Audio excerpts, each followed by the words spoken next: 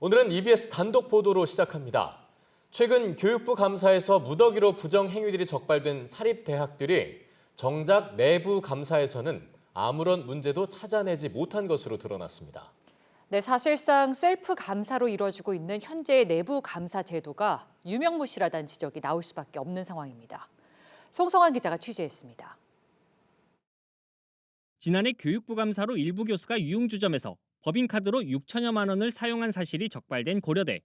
교육부는 이 밖에 교수가 자녀에게 시험 답안지도 없이 A학점을 준 사실 등 모두 38건의 비위 사실을 적발했습니다.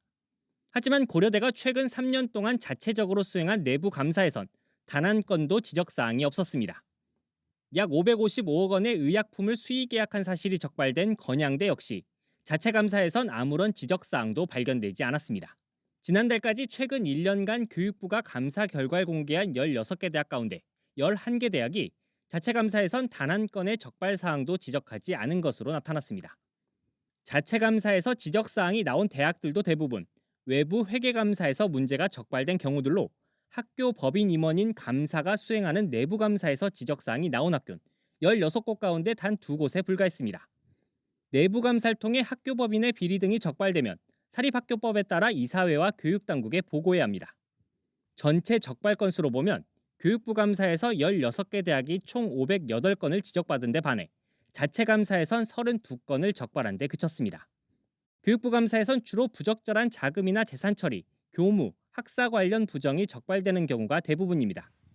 내부 감사만 충실히 수행했더라도 상당 부분 사전에 적발이 가능한 문제들입니다. 하지만 감사를 받아야 하는 학교 법인이 감사인을 선임하는 방식에 사실상 셀프 감사가 주로 이뤄지다 보니 내부 감사 자체가 유명무실해졌다는 지적입니다. 국민권익위원회 조사 결과 조사대학 42곳 가운데 30곳은 아예 내부 감사 전담 조직조차 없었습니다.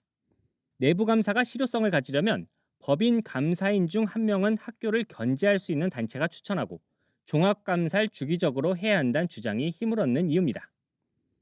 내부 감사인이 2인 이상이 있어야 하는데 그중에 한 명은 최소한 대학 평의원회에서 추천하는 인사로 선임을 하게 하고 대학 구성원이 상시적으로 대학을 감사를 할 수 있게 하는 21대 국회 들어 대학의 외부 회계감사 절차와 결과 검토를 강화하는 내용의 법안들이 제출됐지만 상임위에 계류된 채 논의되지 않고 있습니다.